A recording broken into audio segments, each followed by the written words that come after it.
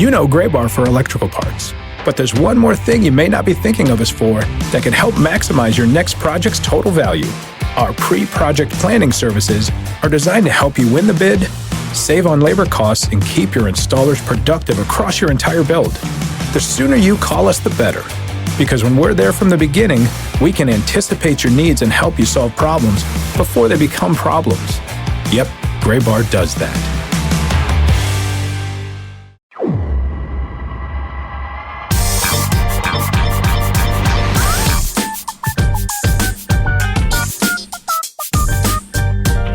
A very similar plaid pattern going on in the New York City offices today as we open up this week's episode of the Show Before the Show podcast. Little blue, little checkered between Sam Dykstra and Benjamin Hill. Sam's got more of like I don't know if I would call that a navy blue, but like a darker blue. Ben's got like an aquamarine and then like a navy-ish blue. I like the palette on this week's episode, fellas. Thank you. And thank you for distinguishing our differences and not just saying all bearded white men from Brooklyn look alike. And yeah, I want to lump you all together. Although you do, like, who if are you also had employed by MLB. Who also co-hosts a show called The Show Before the Show. We're different people. Yeah. If you had to think of like the guys from Brooklyn who you imagine, it's probably, I mean, Ben and Sam right now are sort of spitting images of, but you need like a beanie, one of those beanies that people don't pull down over their ears for some reason, and like a very specific sort of latte. That's what you need. I mean, I do have. You do, yeah, you do have the Sammy Duncan. Yes, but it is not a latte. It is a normal coffee, milk and sugar. Milk and sugar, okay. Regular, as we call it back in New England. But we are giving off very autumn man vibes. There is a certain chill in the air this morning, and not just because the Yankees were eliminated from the postseason, just because of a natural, we got to October 9th and New York City decided it's finally time to actually act like it's fall. So time to break out the long sleeve shirts. I will say the MLB playoffs, obviously we're, a week and a half in now. And it is like every year it's still like, oh, the light and the shadows are so different at this game in Detroit than they would have been in this same exact time slot 2 months ago. Like there is something very magical about the MLB postseason that way. And I do dig it. As we welcome you into this week's episode of the Show Before the Show podcast. This is, you have found the official podcast of Minor League Baseball. My name is Tyler Mon, Sam Dykstra and Benjamin Hill, the plaid-cladded gents in New York. It's, gotta be like the morning after a Yankees or Mets elimination in New York, even though, obviously a heavy transplant place where people have their own teams or whatever, but there is still, I would imagine there is still somewhat of a pall in the air when it's like, oh, another year without a celebration down the avenue of, what is it? The Avenue of Heroes, the Canyon of Heroes? Canyon of Heroes. Canyon of Heroes. Yep. No heroes this year in New York City, at least in baseball. I think we've talked about this before. You can feel it. You hear stray conversations, but yeah, New York City, almost nothing ever attains critical mass. There's just too much.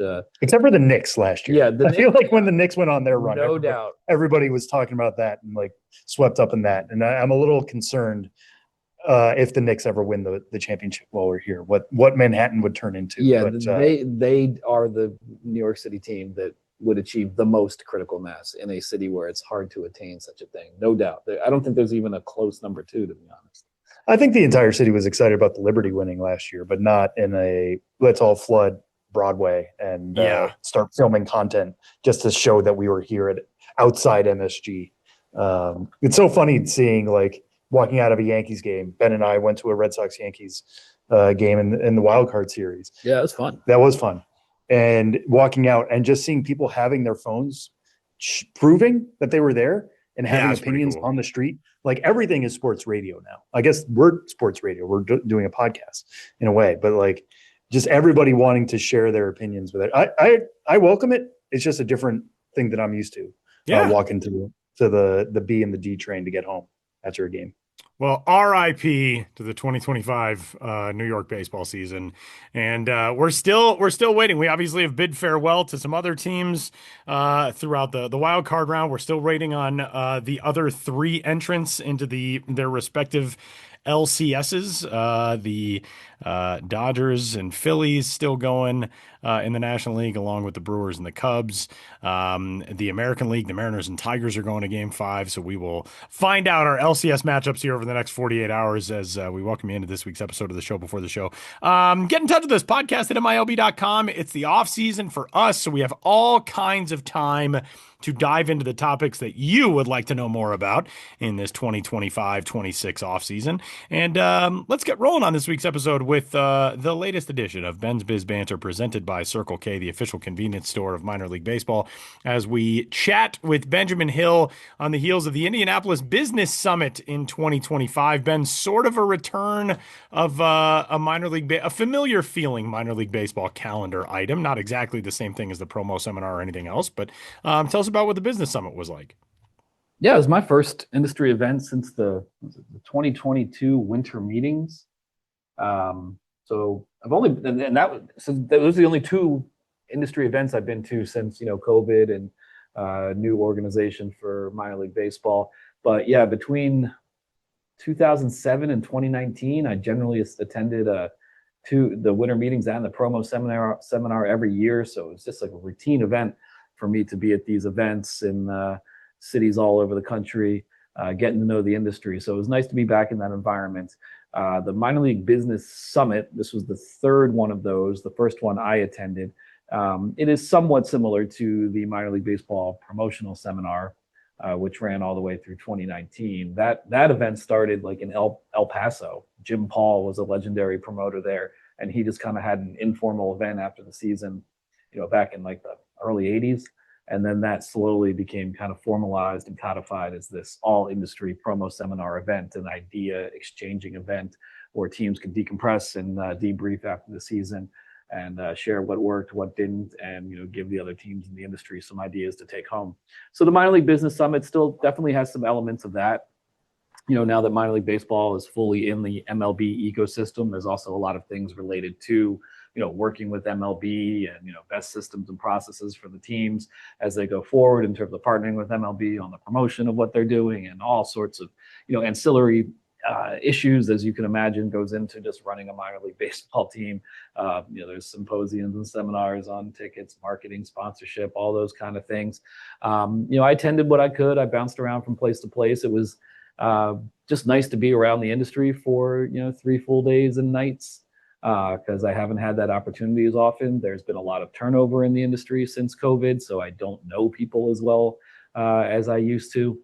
And you get to go to free events and get free food and drinks, which is I think everyone's number one reason for attending an industry event. On Sunday night there was a reception mixer at Victory Field, the home of the Indianapolis Indians, and it was nice to be there and just do laps around the concourse, stopping to get food and drinks and just talking to whoever I happen to be talking to. And then the next day, the social event was at Lucas Oil Stadium, the home of the Indianapolis Colts. So I had a lot going on in my brain. I mean, one of the very first winter meetings I went to was 2009 in Indianapolis, and there was an event at Lucas Oil Stadium then. So I'm just standing there here in the year 2025 being like, dude, in 2009, you would have been shocked to know that you'd be at another industry event in 16 years, once again, standing on this particular NFL field at a cocktail reception. So, making me feel old, making me go back and forth between, where I was when I started out in this career, where I am now.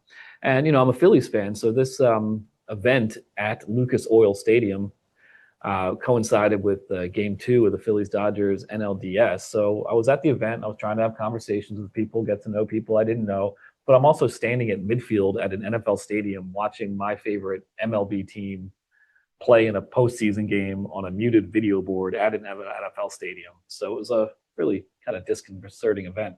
Then the event ended in the top of the 9th inning, and I had to run back to the hotel to catch the rest of the game.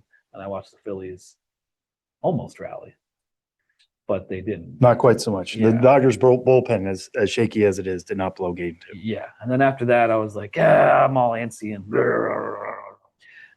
so I went to a bar that was hosting a party for Official League, the apparel company that's run by Alan Miller. who owns Portland Pickles, Lake County Captains. And, we've had him on the podcast. I've talked to him on the phone for a few times, but nice to meet him in person and, catch up with other people there. I mean, the social part of it is a big deal. And I could go on and on about the people I met and the people I talked to. And there were awards at these events. And I think that the awards are a good reason, or a good, they give you an overview of, what was successful in minor league baseball. They're peer voted, industry voted awards in a lot of cases.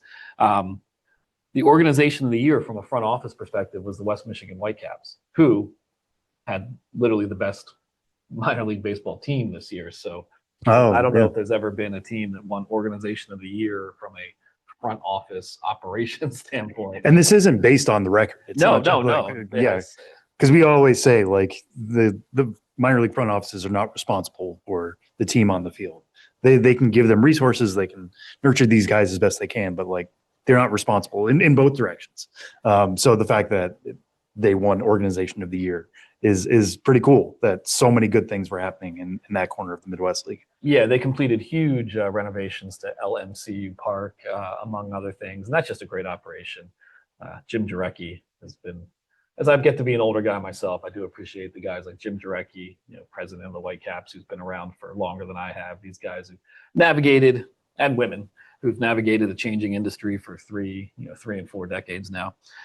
Chip Maxson, the president and COO of the River Cats, he was named the executive of the year. And of course, he has a very interesting story to tell about, leading the River Cats during a time where they shared their ballpark with a major league team, the A's. And we'll actually focus on that next week. Yeah, in Sacramento. I think you said the River Cats, but just as everybody probably knows, listen. Yes, this was in Sacramento. Yes.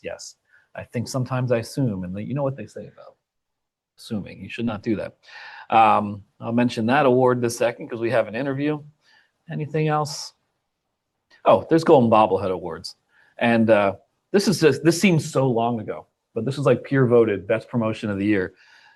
Winston-Salem Dash, prom wasn't built in a day, won the best, the Golden Bobblehead for best promo of the season. You guys remember that one? That was the one where like a prom got canceled, right? And they agreed to host it or something? No, it was the Winston-Salem Dash were supposed to open their season on the road against the Rome Emperors. And during that season opening series on the road, they were hosting a series of events, including a prom. Then a pipe burst at Advent Health Ballpark, the home of the Rome Emperors. The Rome Emperors couldn't host their home opener. They shifted the game to Winston-Salem.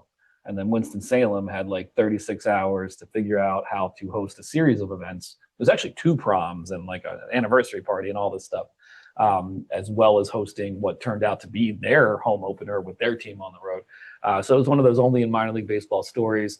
I wrote about it at the time. It got some play. But it was funny for that to win Golden Bobblehead Award for Best Promotion because they didn't even know they were doing that until 36 hours before it happened. Usually you think like we won the Golden Bobblehead Award at the Minor League Baseball Business Summit for Best Promotion. That would be something that we thought this out for 3 years. Yeah, we meticulously planned it. Yeah, we've been planning this. It took us years just to get the approvals and trademarks and for this alternate identity and then to partner with these local businesses and whatever. Sometimes it can just be reacting on the fly. So I like that one, even though it is a little strange. And yeah, there's other awards. A couple others will feature in other interviews. And, I think I've probably been going on about an industry event long enough. I think everyone's hit their limit for hearing good old Ben's Biz talk about attending an industry event in year 20 of his career. Wrap it up, buddy. Wrap it up. Well, it kind of makes me think, and I always ask this in terms of when you notice things or whether it's on the road or at an event like this and what gets awarded, right, or rewarded. And I'm not saying like teams are going to schedule proms next year in search of a Golden Bobblehead, hoping that a pipe bursts at their opponent's stadium and they have to host. Or you could make the pipe. You can make the other teams going and like sabotaging, destroying property, trying to, hey, why don't we host this one? Oh, wait, we've got 5 proms. But is there anything to like, hey, teams like maybe try to be light on your feet moving forward instead of like pouring so many resources into planning this stuff out ahead of time. It's the stuff that is even like Erie Moon Mammoths in a way, right? Was so successful, but was pulled off in something we didn't even think about in April or May. Yeah, and I think that's what's been missing from the minor league baseball, kind of promotional spirit a lot, as at least compared to how it used to be. And there's some reasons for that in terms of, you have to be a little bit more, I guess, above board in some of these promos where I think it was a little bit more Wild West in the past with, intellectual property and, things in current events you were reacting to. But I still think there's a lot that teams could do more light on their feet. And I think I talked about this on the podcast earlier a couple months ago. And this is so simple, but I ended up kind of saying this to people I was talking to. And I feel like I'm now the old man being like, bring things to how they used to be, where teams just were lighter on their feet and did goofy promos more. But I say, like, follow the way of the potato, because it's such a small thing. But, the Fredericksburg Nationals, just like the week of, they realized that they had a game during National Potato Day. And they said, you know what, fans, bring in a potato, you get a free ticket to the game. You bring in the largest potato, you get $250. And we donate some potatoes and other food to the food bank. And they just pulled that off, 3 days later. And I think that is very small. That's not going to win a promo award. We're not going to be otherwise talking about that. But I just think that's the kind of energy I want to see more and more in minor league baseball, where fans are where teams are just thinking throughout the year, oh yeah, we can tie this thing that just happened into this, or it's this dumb national holiday, and we can have that as an excuse to do this or theme it out a little bit. And yes, there's so much going on during the season. Yes, there's things you need permissions and planning for, but I think there's a wide open lane right now to just be lighter on the feet, bring in a little bit more of that anything goes industry, energy, which was to me so appealing about this industry for so many years, and which still exists. And I think it's time to turn up the volume on that. More tuber-based tickets in 2026, I think, is what Ben is calling for there. Yeah, I like that idea. You can go with other root vegetables, bring in a rutabaga, bring in a, what else grows like a potato? Something if you bring a rutabaga to the ballpark, I think they should let you in regardless, whether it's part of a promotion. Yeah, I agree. I just have this. Can we do anything about this? Sure. Just go in. We'll donate it to a cassava, a yam. I had to look up what other tuber crops are. I don't even know if a rutabaga is a tuber crop. Anyway, neither here nor there. All right. Well, the 2025 edition of the Minor League Baseball Business Summit now in the books. And as Ben noted, got a chance to catch up with some folks. Ben, what's up first? Yeah, I have 3 interviews, but one we'll share next week from this event. Let's start with a guy who won the Future Star Award, which is a peer-voted award. It is awarded to the top executive 25 or younger in minor league baseball. This is a guy I've interacted with several times over the last couple of years. He is definitely wise beyond his age. And once he won this award, I was like, good excuse to interview this guy. And this guy is Javik Blake, the Biloxi Shuckers, the voice of the Biloxi Shuckers, director of broadcasting and media relations, AA Brewers affiliate. He got hired in 2023 by the Shuckers in a number 2 role, and then their number 1 broadcaster left suddenly because he got a job. So he was like 21 years old and number 1 broadcaster for a AA team, thrown into the fire, and ever since then has just been hustling throughout the Southern League and really impressing everyone, including me. So once he won that award, I said, let's talk to Javik Blake, the voice of the Biloxi Shuckers.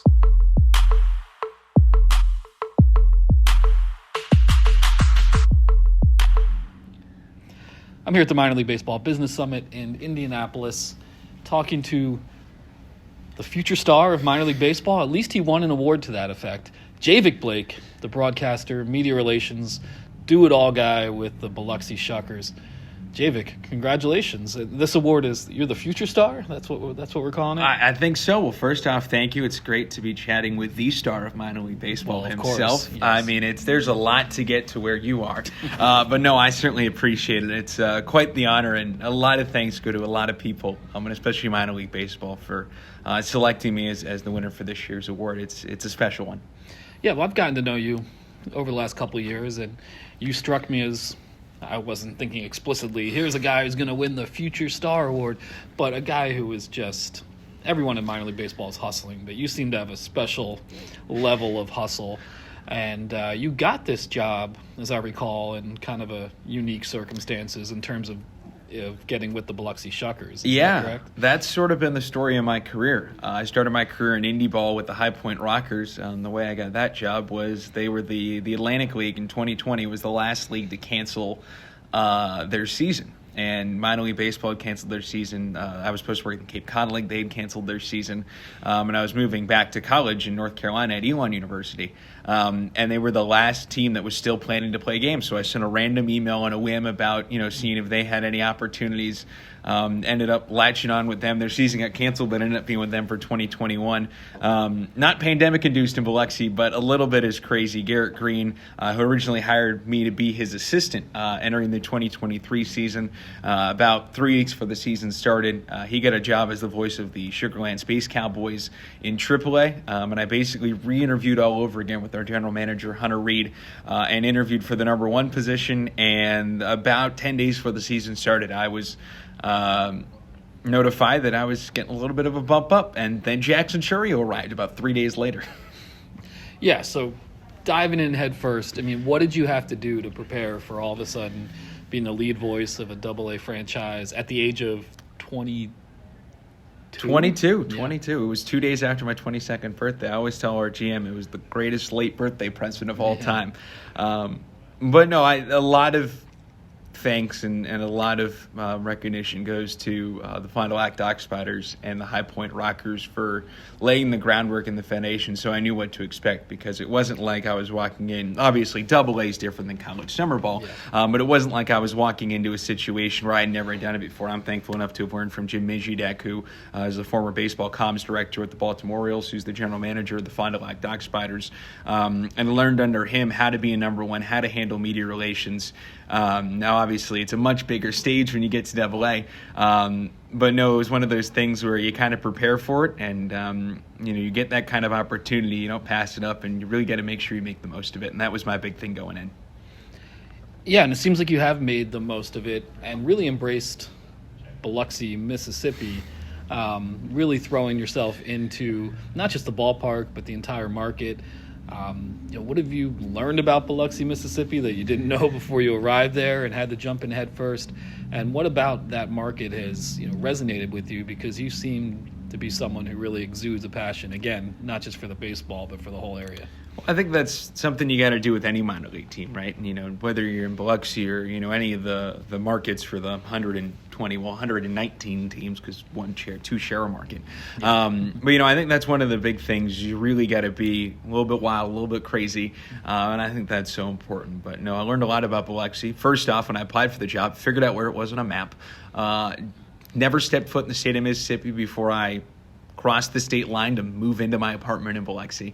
But I've learned so much. There's so many great people, especially in our front office. Hunter Reed, our general manager, is just a blast to work with. Our owner, John Tracy, is just a true baseball guy, which makes my job so much fun when you have an owner who really just loves the game of baseball. And the people down there are great, from all the media partners we work with, for all the fans that come to the ballpark. It really is a lot of fun, and I certainly don't hate the fact that if it snows a quarter of an inch, everything is closed down, and it's about 50 degrees, and that's cold in the wintertime. For someone who grew up in Massachusetts and moved away to get away from the snow, it's quite nice to have some fun.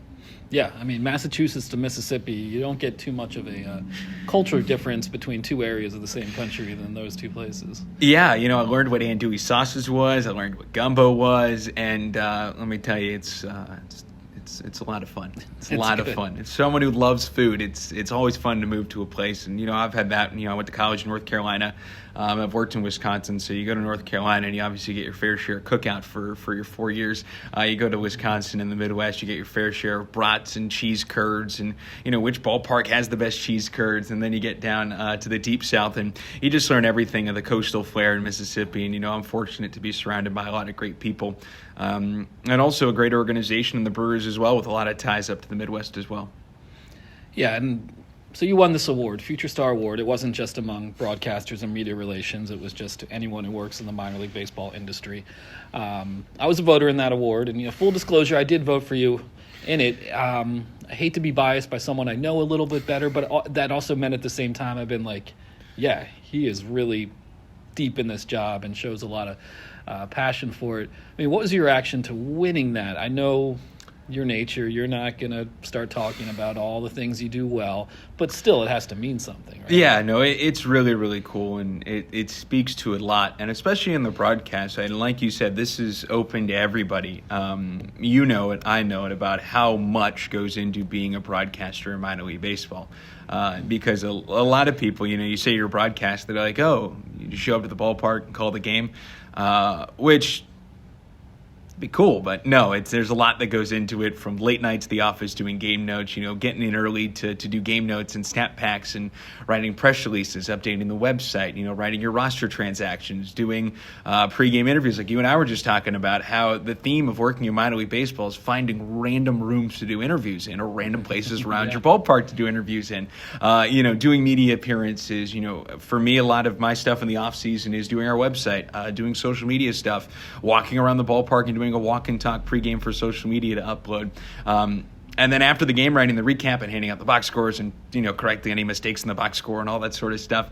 So, there's so much that goes into it. And, the recognition is special. And especially, like you said, it wasn't just for broadcasters, for everybody in minor league baseball, which makes it a little more special as well. Well, assuming this will be on the podcast, let's get into the actual sport of baseball a little bit. I know you've really embraced these Shuckers teams over the last couple of years, really gotten to know the Brewers system well. Obviously, some of the top prospects are really well-known names at this point.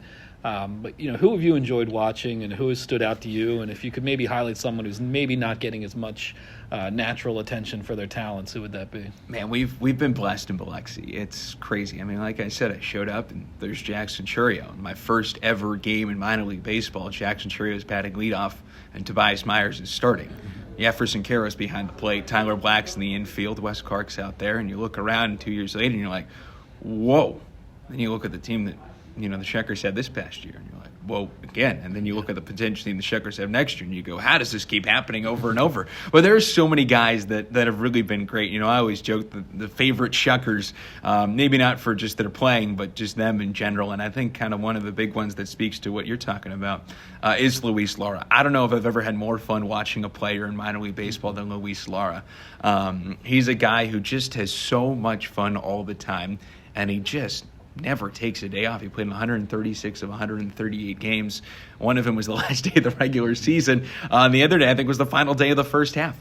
And the Shuckers had clinched, so there was no need for him to play. But no, he is tremendous. And, the big joke is that he better win that Gold Glove Award this year. There's going to be a lot of confused people in that Brewers organization, just because he's so much fun to watch, so much fun to play, so much fun to just see play defense, bat, run. I mean, he really does it all, and it makes it a lot of fun to be able to see that day in, day out. And you know this as well as anyone, that minor league baseball, you get to see guys grow so much, and guys like Luis, a guy like Cooper Pratt, Jesus Mati's going to grow a lot next year. Jacob Mizorowski figured out his command in Double-A in a big-time way. Now look at what he did, this past season.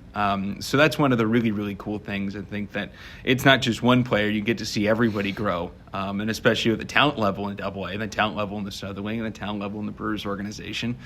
There's a lot of big leaguers in that league. Makes it a lot of fun. Yeah, and so this award you won is the Future Star Award. So you're not a star now. It means you're going to be a star in the future. So what does that mean to you when you become a star, quote unquote, in the future? What does that mean when you envision it? Well, I think it'd be pretty cool. You talk about what it means. What I would define as being a star, and it's getting to just call baseball for a living. Obviously, all of us in the minor leagues as broadcasters, we have the same dream as the players. We want to make it to the big leagues, and we want to make sure we have a very long and lengthy big league career. Now, obviously, our age of playing or broadcasting is a little longer than a player. I'm not sure any player could be Vin Scully's age when he retired and still be trying to hit 98. Probably not. Probably not. Might be a little hard. But that's one of the big things is, just being able to call baseball, being able to call this a job, quote unquote. It's not really a job. I just talk baseball, write baseball the whole time. And that's what makes it so fun. And that's what makes working in minor league baseball so fun. I mean, it's not really a paycheck. it's a job, but it's just something fun I get to do, and someone gets to give me a paycheck for it, which is a tremendous way to make a living, and it makes, everything fun, whether it's the bus trips, whether it's, seeing cities, whether it's being away, for 2.5 weeks in a road trip and being around the guys, being around the clubhouse. It all makes it really, really fun. And again, we're so blessed in the Brewers organization to have so many great people. And I've been so blessed to just have so many great people on Shucker's coaching staffs, from Joe Aralt, who is just probably the best manager in all of minor league baseball, probably the funniest as well. But from him, guys like Mike Guerrero and the manager side, and then so many coaches and rovers and players that make my job so much fun. Because, again, my whole thing is, you want to connect the fan to the player. And the players are a lot of fun. Coaching staff's a lot of fun. Definitely makes my job a lot of fun as well. I'll close with this, because I had to redo my intro to this interview because I said Javik Blake. I knew it was Javik, or at least at one point I did, but I said Javik Blake. It's Javik Blake. It is Javik Blake. What are the origins of the name Javik, and how often do people call you Javik? Well, let's just say I can probably count. I'm 24 years old. I can probably count on two hands the number of people on First Reference who get my name right out of the gate, which is something I've become accustomed to. Yeah. But no, my parents apparently found it in a baby book. It is Norwegian, so my dad's side came over from Norway in the 1930s and 1940s and settled in Chicago in the Midwest, and then migrated out east, and I was born in Massachusetts. But yeah, it comes from Norway. It is Javik. I always joke, just put a Y in the middle of it, and that's the way to do it. But yeah, there's not many people who get it right in the first try, but that's okay. I know it's a hard name. As someone whose living is to pronounce names correctly, there's some tough ones out there. Oh, I'm sure. I know it. Listeners of this podcast know I butcher at least one name in every episode, and I butchered this one before we even Hey, we really won't hold began. it against you. We won't hold it against you. No. So it's Javik Blake, and hopefully people around baseball will be hearing that name more and more because, hey, he's a future star. But let's live in the present right now and just say congratulations on winning the award, and let's have a good time in Indianapolis. Well, I certainly appreciate it. It's been a lot of fun, and yeah, I gotta start following you around. You know where all the good food spots are. I do my best.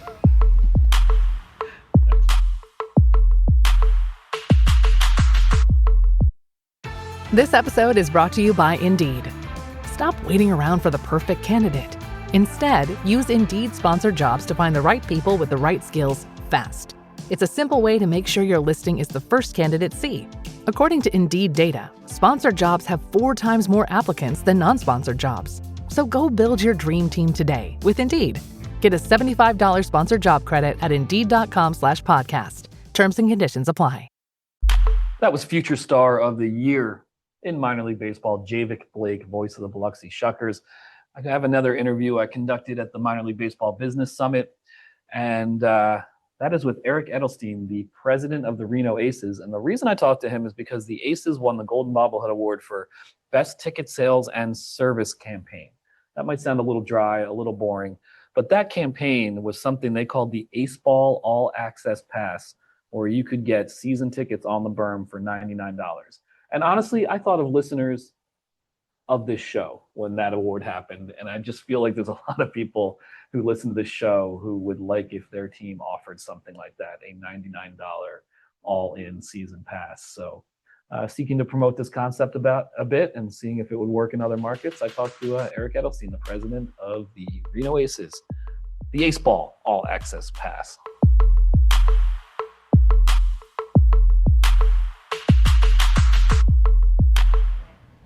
I'm here in Indianapolis at the Minor League Baseball Business Summit with another Golden Bobblehead winner, Eric Edelstein of the Reno Aces, the president. And you won the Golden Bobblehead for You Just Told Me, but it's a lot of words there. Is the best ticket sales and service campaign for 2025. The best ticket sales and service campaign. And what you won it for is something I wanted to talk to you about because it's something that I think appeals to fans that I've had people email me about and be like, wouldn't it be cool if teams do this? You don't see it happening that much. But you had Ace Ball, and that was a $99 ticket plan that was good for any and all games during the season. That's right. And you had a lot of success with it. Yes. And these things, I think, industry-wide, to the extent they've been tried, haven't had necessarily a ton of success. So let's get into it. Why was Ace Ball successful for you guys? So, it was the Ace Ball All Access Pass is how we referred to it. And this was our third attempt at it. So this was not lightning in a bottle or something that just happened or we got lucky with.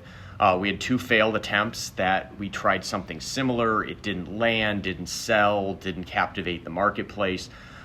We studied the Arizona Diamondbacks had done something similar coming out of their World Series run, and they had a ton of success. And so we definitely researched and stole sort of some of their ideas, but we realized that to make it work, it was not about the product. The product was great. People were going to love the product. It was about driving people to make it happen now, and captivate the market with an offer that they've never seen before. So earned media, we primed the pump with our local media.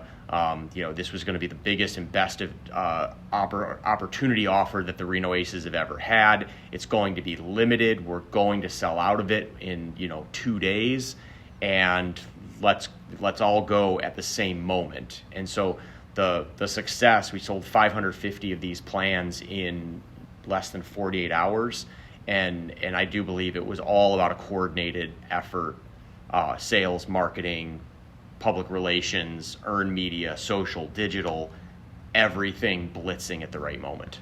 So 550 in that short a window, that's a lot of buy-in for something like this. And then going forward, I'm sure you could crunch the numbers on this, and how, on average, how many games did a fan who bought this package end up attending? It's a great question. I didn't break it down to the individual fan, but on any given night, you have to opt in to get your ticket each night. So we would see the opt-in number, and we would opt in between 150 and 225 was kind of the band of opt-ins, with a 80% show rate on those opt-ins. So on any given day, they lifted our turnstile attendance, 100 to 175-ish on a given night.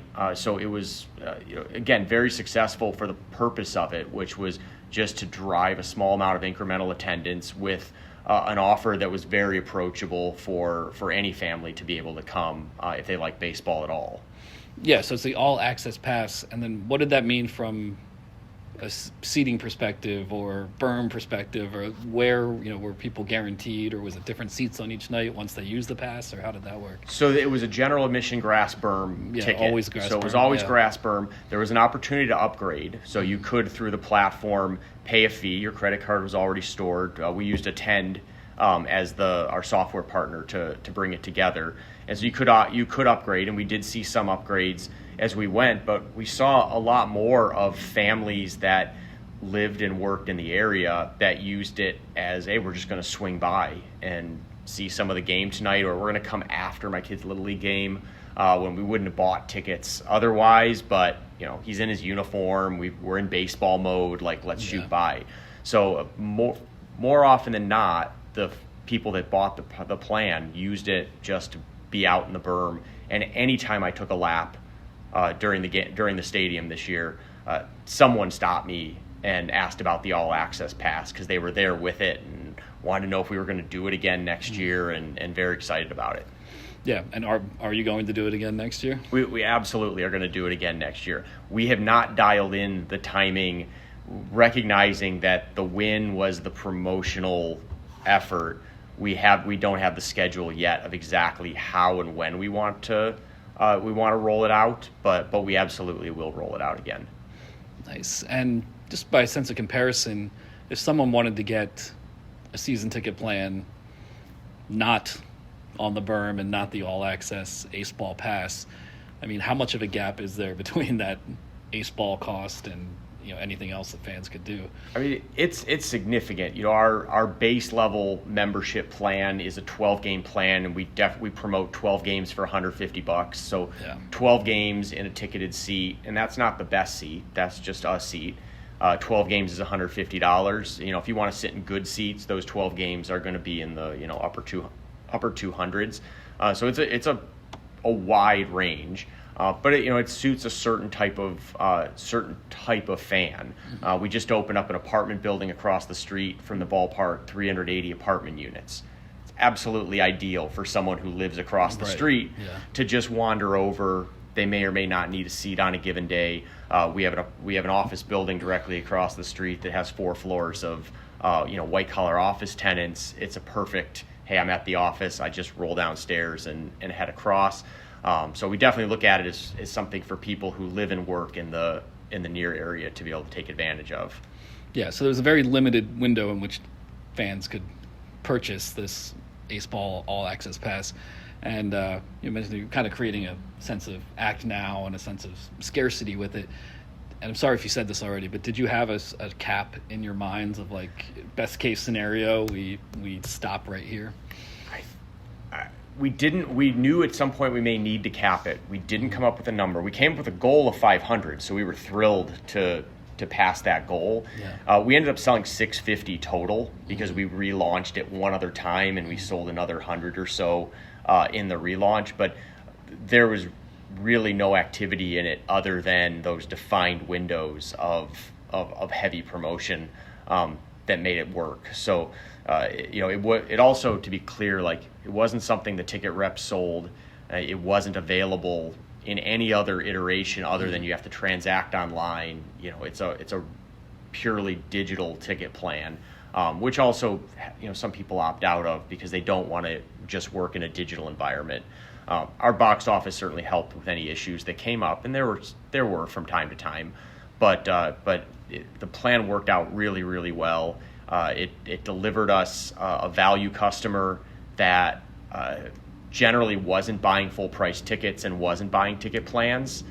And so it opened the door. About a third of the buyers were not in our database at all, so had never purchased an Aces ticket that we had any record of. So that also gave us some excitement that we're introducing new people to the product as well. Yeah, it opens a door to people who might not have thought about it attending a game. And now here in Indianapolis, being around the rest of the industry the last 3 days and 3 nights, winning this Golden Bobblehead Award, have you been talking about this a lot or being approached by other teams asking, how exactly did you go about this? We've definitely had intrigue and interest. It's cool to be. It's amazing to be recognized. I should say too. I mentioned the Diamondbacks. The Tacoma Rainiers had a We Are Family plan years ago that was sort of like this. Fresno had something that was sort of similar years ago. So we've taken bits and pieces of this industry, and I said when I went up there, not expecting to win and accepting that. We don't come up with any new ideas. We just take the best of what this industry sort of comes up with. And so different people have done this before. We found lightning in a bottle. Well, I don't want to say lightning in a bottle. We found a strategy that worked, and it took an entire company effort to make it work. So that's been what I preached to anyone who's asked, like, why did this work or how did you do it? I said, it's not about the product. Anyone can offer this product. It was truly about the organizational buy-in and the launch plan that made it work. Cool. Well, you got an award to take back home to Reno, and congratulations on that, and thanks for taking the time to speak with me. My pleasure. Super proud.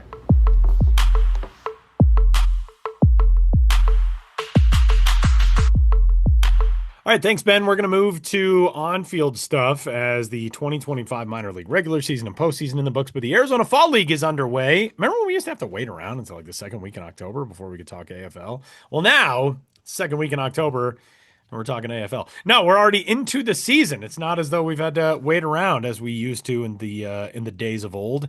And only a handful of games into the AFL, but Sam, any early AFL storylines? Yeah, there are a few, and I just want to give a shout out to Jim Callis, Jesse Borick, and Kelsey Hennigan, who are down in Arizona right now covering the Fall League for us. I will be there starting next Monday for my 2-week trip, so I'm very much looking forward to that. In future episodes, I'll be able to provide you guys with hopefully some interviews and on the field, on the ground coverage.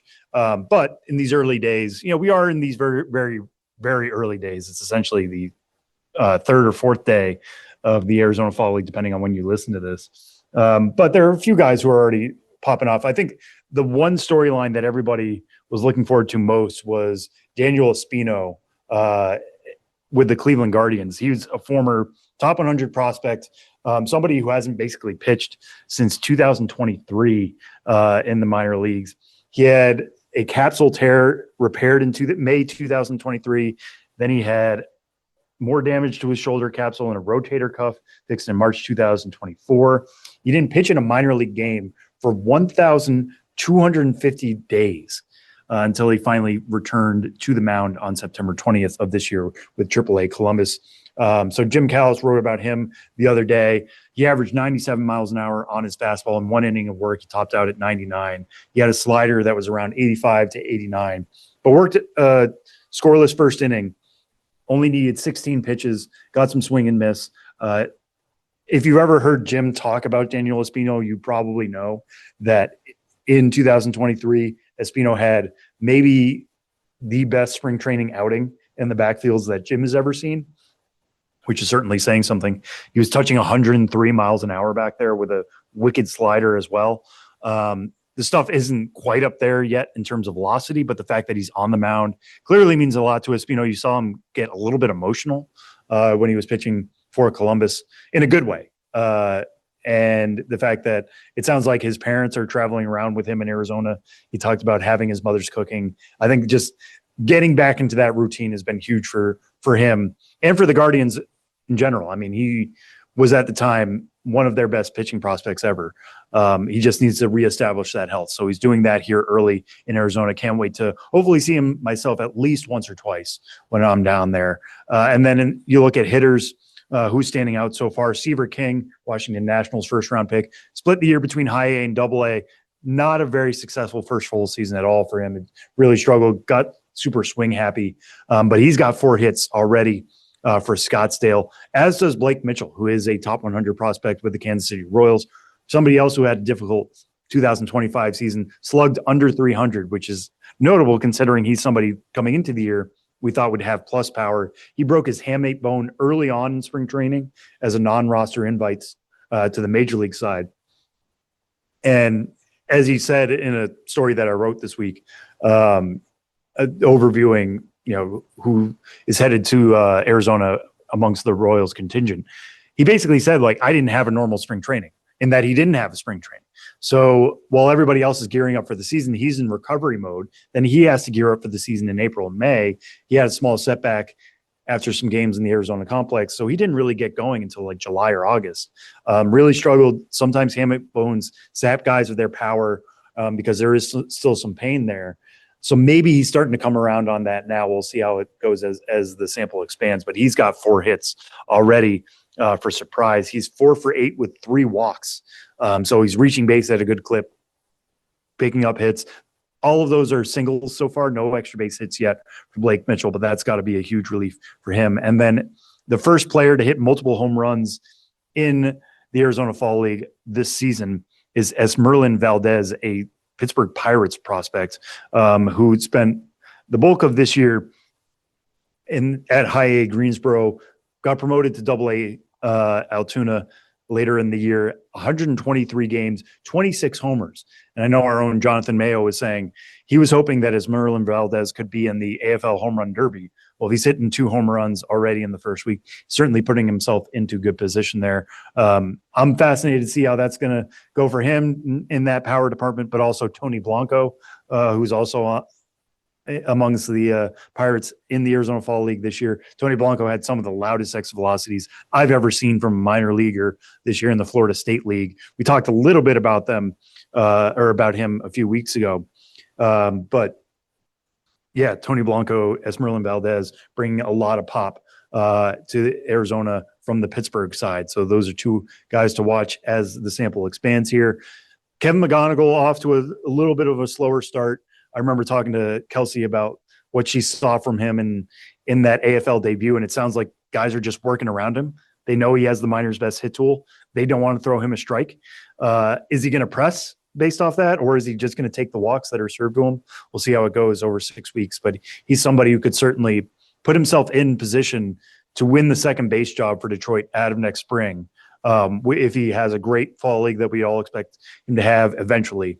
And if he has a solid spring, we'll see how things go. He doesn't have any AAA experience so far, but all eyes continue to be on Kevin McGonigal as the fall league continues all eyes continue to be on Sebastian Walcott, who's shown exceptional bat speed, with bat speed in the 80-mile-an-hour range already in the fall. So one thing I just want to point out, as we're going to continue to talk about this over the next 6 weeks, StatCast data is available for virtually every fall league game. There are going to be some games played in Tucson and Goodyear Ballpark that I think might be difficult to get StatCast data on. But if they're played in any of the 6 main ballparks, you will be able to get StatCast data for that through Baseball Savant. I'm going to try to tweet out as many of those StatCast box scores as I can, but this is exciting. This is a great way to track these guys beyond just what you see in the box and what you hear in terms of, oh, he went 3 for 4. It's like, no, he was hitting the ball 105, 110, 108 miles an hour. This is more than just that. So it's a great way to learn more about these prospects and follow them during their time in the Valley of the Sun. All right, Sam, with the minor league postseason having wrapped up, we have guys who we've been talking about as prospects for quite some time who are now making huge impacts in the major league season. And 2 of those guys in particular, and Cam Schlittler, whose season obviously came to a close last night with the Yankees being eliminated by the Blue Jays, and Trey Yesavage, who has been a revelation since he came up and, turned into what he has been for the Toronto Blue Jays. What is there to learn about the impact of players like this, and guys who have been able to step onto this stage and succeed the way that those 2 guys have? And Trey Savage would have been an option in Game 4 in relief, didn't have to pitch, but now, you get to carry that guy fully rested into the ALCS against either Detroit or Seattle. Yeah, I think that whole thing about Savage being available in Game 4, it was a bullpen game for Toronto. I feel like that was mostly a bluff of the Yankees who did not do well against Trey Savage, obviously, at all. But thinking that, he could enter the game at any time at a point where the Blue Jays were just, I think the quote was the bullpen phone was ringing every 10 seconds. Here's this guy who's destroyed you before. He could destroy you again. Be worried about him. It was more mind games than anything. I haven't heard anything officially on that, but I remember there being an interview in the middle of the game with Ken Rosenthal and asking John Schneider, so could we see Trey Savage in the middle of the game? He's like, no, we're saving him for later.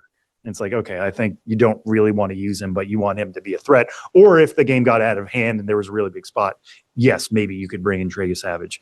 But it's been fascinating, right, to see both of these guys, because it's historic performances that we've seen out of both rookie pitchers. Schlittler, yes, he had the loss against Toronto, but even then, it was a quality start, 6 1/3 innings, 2 earned runs, 4 hits, 2 strikeouts, no walks. But before that, against the Red Sox, that's the stuff of legend. We're going to be talking about that performance for a very long time. He's somebody who says he spends the offseason in Southie Boston. I'm sure he's going to bring it up a lot this offseason as well. 8 innings pitched, 5 hits, 0 walks, 12 strikeouts. That's the first pitcher in postseason history to go at least 8 shutout innings with at least 12 strikeouts and 0 walks. Think about how long we've been doing postseasons and the incredible people who have come through and pitched postseason games, meaningful postseason games, and there's never been a performance like that went that long, that was that in control with that many strikeouts. And with Schlittler in particular, the reason he was able to beat the Red Sox in the way that he did was because they were not a very good team at hitting the fastball. So he just leaned into that. And he has 3 different types of fastballs, right? He's got the 4-seamer, the sinker, and the cutter. And he was throwing those 4-seamers and sinkers 99, 100 miles an hour. And everybody's made hay of hey, if you looked at this guy earlier last year, he was throwing low 90s. And now he's cranked it all the way up here. Velocity matters. I think Schlittler has been a perfect example of reminder of hey, if you can throw hard, batters still have not caught up to that. And especially if there is a matchup in which a team does not do well against high velocity, and it doesn't matter if it's a rookie. Yes, he may have a certain – I think there was something there, and he's talked about it plenty, of hearing a lot of chirping from Red Sox fans, some of which he knows from home. He went to Northeastern. He is from Massachusetts. There may have been some extra motivation there, but he just had the right mix to make it work, and he kept going to those pitches. If you have it and it's working, keep going to that stuff. And it changed against the Blue Jays. He goes from 12 strikeouts to only 2 in 6 1/3 innings, but he was still effective because the command was especially good. He snuck a couple. There was one at bat against Vladimir Guerrero Jr., who might be the hottest hitter on the planet right now, in which he snuck a sinker low and away that just nicked the corner. I would love to see the ABS on it, but like that's what you have to do against Vladimir Guerrero Jr. is not let him turn the ball inside, have him thinking it's a ball. The guy loves his plate discipline, and to even confuse him was a sign of Schlittler's going places. And to do that in a big spot was really special. And then from Trey Savage's point of view, you look at what he was able to do. He set the Blue Jays record for most strikeouts in a postseason game with 11 over 5 1/3 innings, 0 hits against the Yankees in Game 2. And I've talked to many people about this. I actually have a story coming out about Trey Savage's year. And it's just such a unique profile, right? Like he's got that over-the-top delivery that is very extreme. The arm angle is as extreme as you'll find in Major League Baseball with that going over the top. Then he's got the high release point, which is right there with Justin Verlander in terms of the highest that there can be in the game. We're to a point where we talk about these traject machines. You've heard about the traject machines, right, Tyler? Yes, I have. And I believe, didn't we see one in Somerset? Yes, we did. Yes, which is a perfect example of this. The Yankees are somebody who are an organization that rely on traject, which is an ability to type in the data for any pitcher and be like, just show me what their curveball looks like. And it's going to get it down to the RPMs and the miles per hour and the slot and all of that stuff. So you can work on seeing a pitcher before you see him in the game. And that's hugely advantageous. But Trey Savage throws so high that, like, I don't even know if traject machines can actually throw that from such a high angle and from such a high release point. So even when you get into the games, it's more extreme than you've seen in your prep. You combine that with a fastball that has really good ride, and then he's got that splitter that the quote that's gone around is that it falls from the sky, right? Like it's straight down. So if you think it's a ball because it's going to be a fastball, no, it's a splitter that's going to drop perfectly into the zone, and it's getting swing and miss against lefties. It's getting swing and miss against righties. Aaron Judge was talking about it after the game. If you have a pitcher who is this unique, it might not matter if he's a rookie. Again, like there might be a temperance issue here because Trey Savage said before the game, "I'm built for this," right? Or something along those lines. Like he was supremely confident that he could make it work.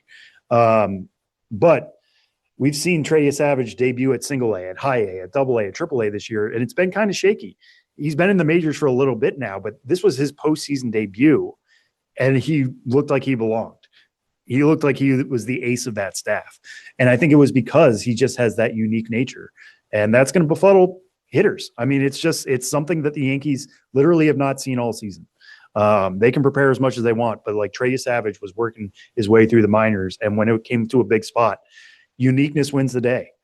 So I'll be interested to see moving forward if teams learn something from this. Like the original question was, like, will we see more rookie pitchers in the playoffs? Guys who can be saved as the year's gone on, and they're like, oh, hey, a Peyton Tolley, for example, with the Red Sox, he's got extreme extension. You got just a weird pitcher that teams haven't seen 2-3 times. That's to your advantage moving forward if they can make it work. Cam Schlittler can make it work with that 98, 99, 100-mile-an-hour fastball. Trey Savage can make it work with that really good fastball, and that I would put at least a 70 grade on the splitter right now. And, maybe is this a trend yet? I don't know. We'll see what happens in Trey Savage's second start, right, in the ALCS. But for now, it's been really interesting to see rookie pitchers become such a storyline of the playoffs. It has been very cool stuff. And, of course, more to come here over the League Championship Series and on into the World Series in the end of October. And more to come in the Arizona Fall League. And you can catch all of that stuff at MLB.com/pipeline and at MILB.com. And coming up, we are headed to a Sam Dykstra interview. Sam, what do you got? This one is with 2025 fourth-round pick Miguel Sime Jr. Of the Washington Nationals. Now, obviously, it's an interesting time to talk to anybody with the Nationals with so much front office turnover happening there. But there is such a focus, right, on the farm system for the Washington Nationals and what that farm system is going to become. Now, they took Miguel Sime Jr. this year out of Poly Prep here in New York City. He is a New York City native. We get into that a bit. But he was also here in the MLB offices. So when I was offered the opportunity to talk to him, I wanted to do so. He's somebody we saw in the MLB Draft League, pitch for Trenton. He pitched for them 3 times, including once against Cape Cod League All-Stars at Citi Field, hit triple digits multiple times with the Trenton Thunder. We get into that a little bit. But, again, with just so much emphasis on the next wave of Nationals prospects, the fact that one was here in the office and I was able to chat with them was something I wanted to take advantage of. So here's a short conversation between myself and Miguel Sime Jr.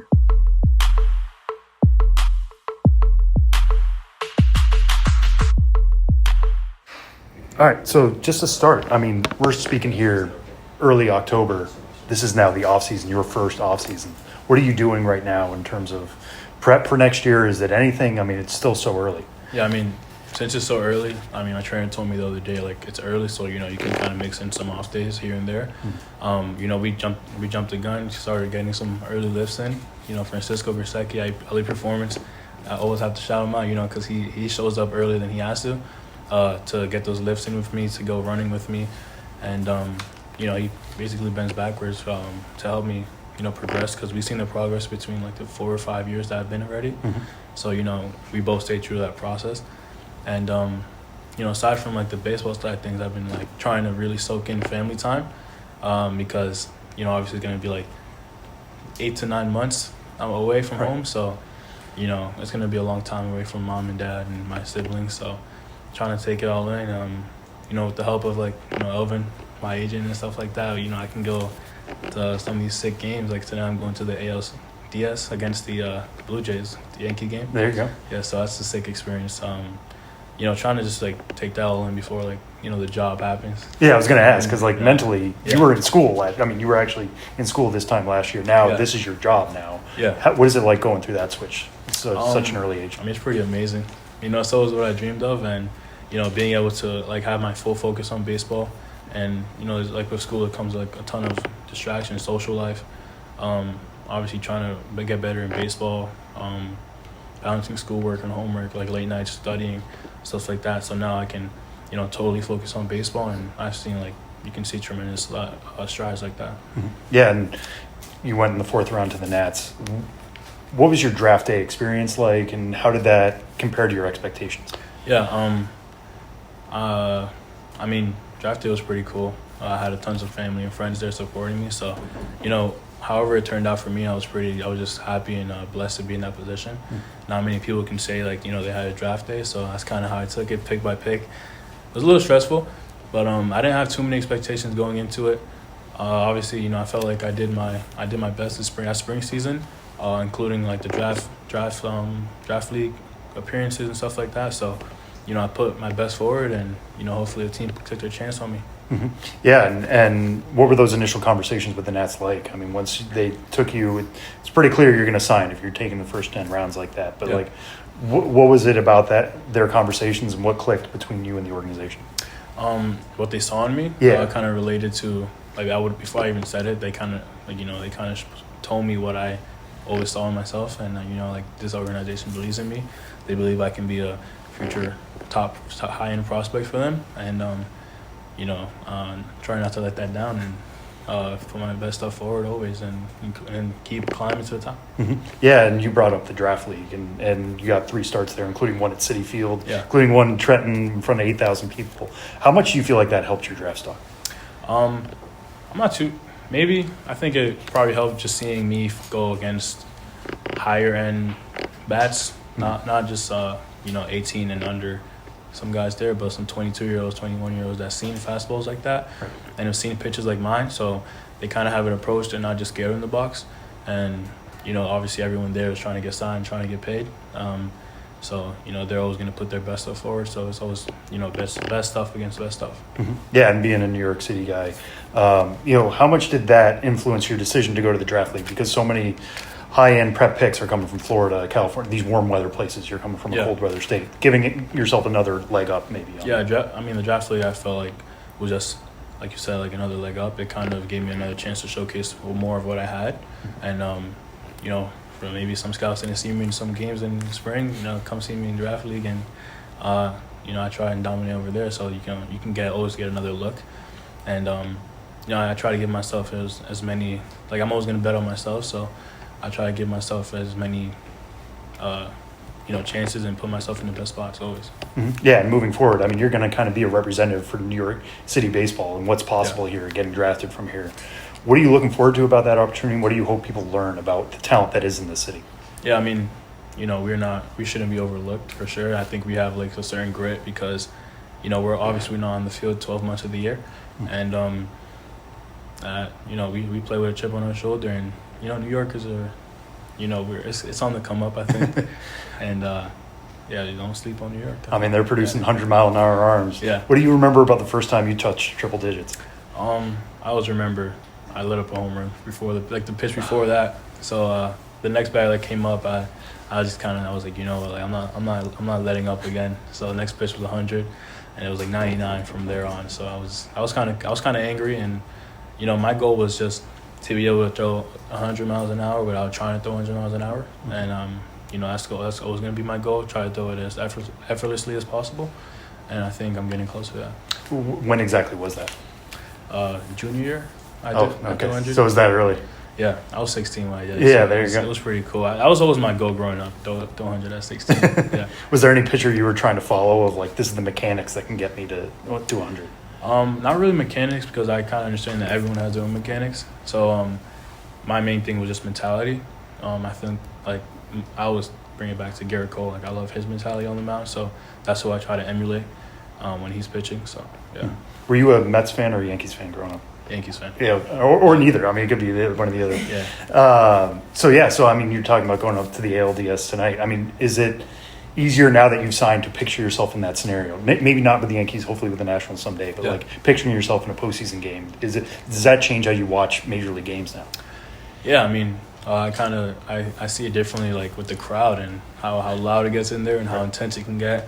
And there's like those pitchers, you gotta give them props. Like every player on that field, you gotta give them props. Like being able to kind of, bring it down. And obviously in the moment they get super hype, but like if you look at them, they're pretty calm and collected. There's 100,000 of just thousands of fans yelling and screaming, whether they're supporting them or hating on them, and just keeping their cool and playing like that. So I always try to always watch the pitchers like, wow, like they're really trying. They just let up a home run, let up the lead, but look like they look the same. So they might be pissed off, but they're not like showing it. Mm-hmm. And you got to try to copy that. Have you converted any of your friends from home yet to Nats fans?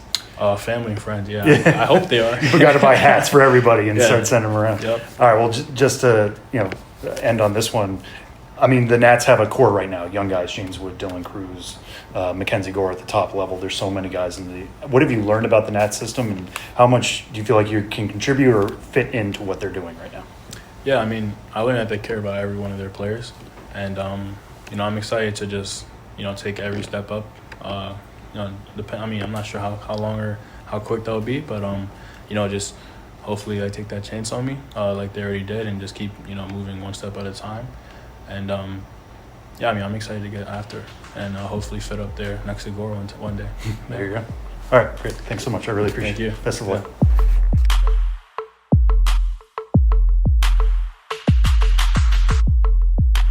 Well, huge thanks to all of our guests on this week's episode of the Show Before the Show, as well as to Samuel C. Dykstra for the update of all things on field. And before we get out of here, we turn once more to the great Samuel C. Dykstra for this week's episode of Name That Dude, in which one of us has a dude from baseball years of yore, and the other two try to guess who that dude is. There are no parameters to this. It's just somebody you remember.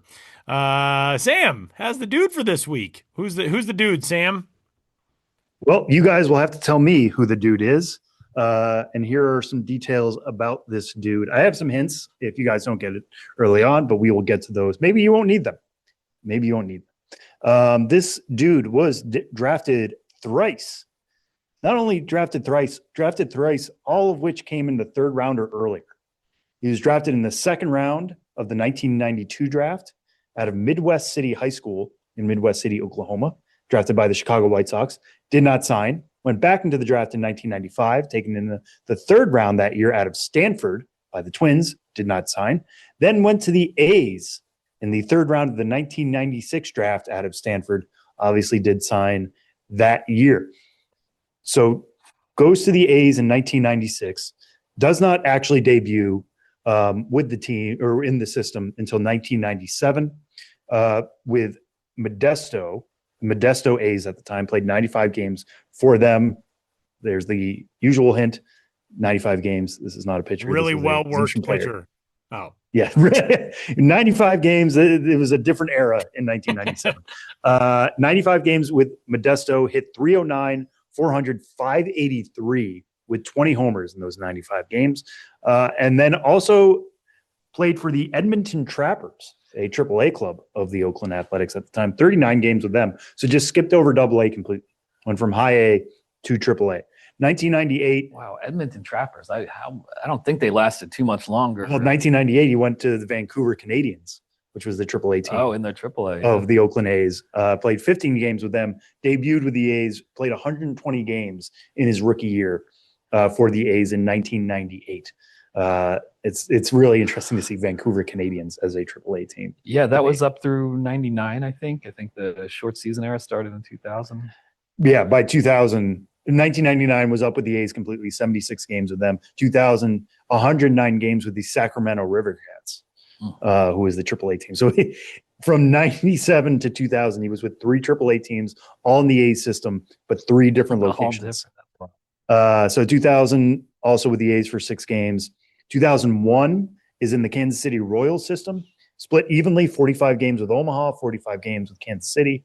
2002, Kansas City. And then 2003 goes to the Tigers, most of the year with Toledo for 55 games, 27 games with the Tigers. 2004, he's with the Phillies. Only plays 4 games with the Phillies, but 77 games with Scranton Wilkes-Barre. And then 2005 is with Scranton Wilkes-Barre, then the Red Barons for 85 games, does not play again after that. So this is an interesting career. Yeah, what? This is a very guy short who played for the career. A's, the Royals, the Tigers, and the Phillies. Not much time with the Phillies. Parts of like 4 big league seasons? Yeah, not much major league. 7 major league seasons, technically, 350 games. One of the fascinating things about that is that his career WAR was 0. So this is a guy who went on to be a manager. Royals, Phillies, Tigers. I'll get to hints in a second if you guys need them, but I want to see if anything about this is ringing a bell. A's, Royals. I can give position if you want before we go on to other hints. Sure. All right. The position was catcher. Yeah. Which is part of the reason why I think he stuck around a lot of teams, because teams always need catchers.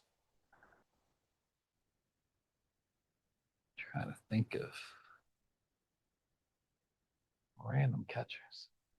All right, we'll go to the next hint, which is that, Ben, you were on the right road there.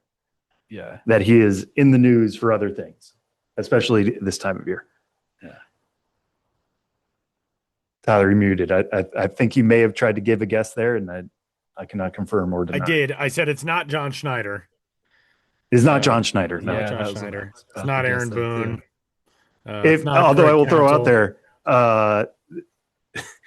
maybe don't do this in front of kids, but if you get a chance, watch that locker room speech. Oh man, it's so by John good. Schneider It's after so the Blue good. Jays beat the Yankees. Just It's like pure joy emanating. If you don't from know that anything man. about John Schneider, you can watch 10 seconds of John Schneider speaking in the clubhouse and being like, "Oh, that's why everybody loves him."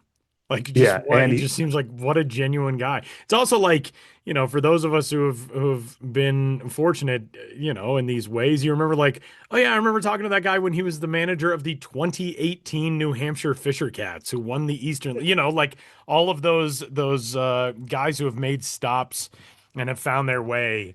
It's very cool. That is very cool.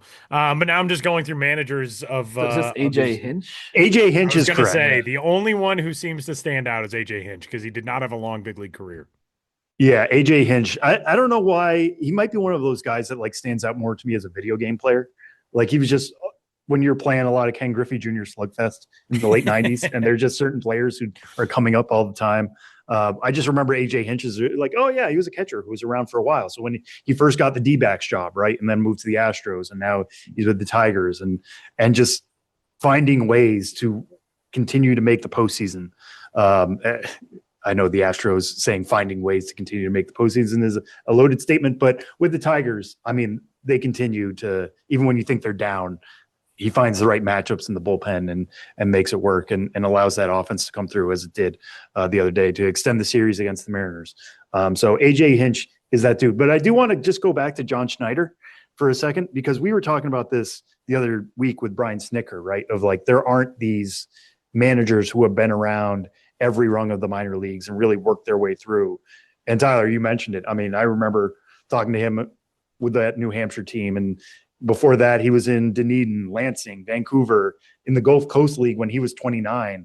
And now he's managing the Blue Jays into his 40s. This is his age 45 season, winning 94 games. I mean, he is that guy. I mean, he just hasn't been around as long as Snicker did. And Snicker got his major league shot much later than John Schneider did. But I think there's something to be said there for, we think like, oh, this type of person doesn't exist. It can.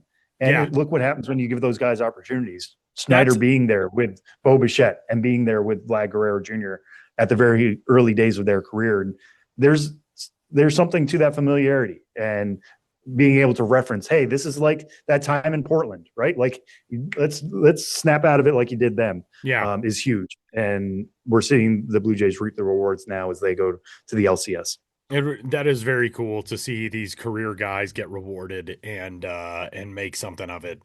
And nothing against guys who have gone different routes in their baseball lives, but it was so weird. And we might be seeing it again soon. There's the report, obviously, that Albert Pujols is the front runner for the Angels job, and has done some coaching work and stuff since retiring. But there was that run of, well, let's just hire a former player immediately. Let's just hire the youngest former player that we can find, and that'll solve everything. But there is something that these career guys learn as they work their way up through systems about being a manager, and to see those guys succeed in the major leagues is very, very cool.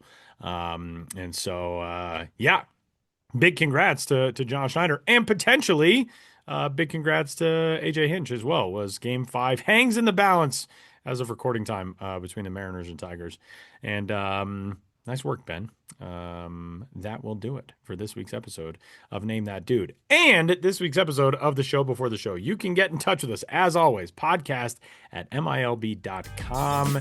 And for Sam Dykstra and Benjamin Hill, huge thanks to our guests for joining us this week on The Show Before the Show. My name is Tyler Maughan. We'll catch you next week.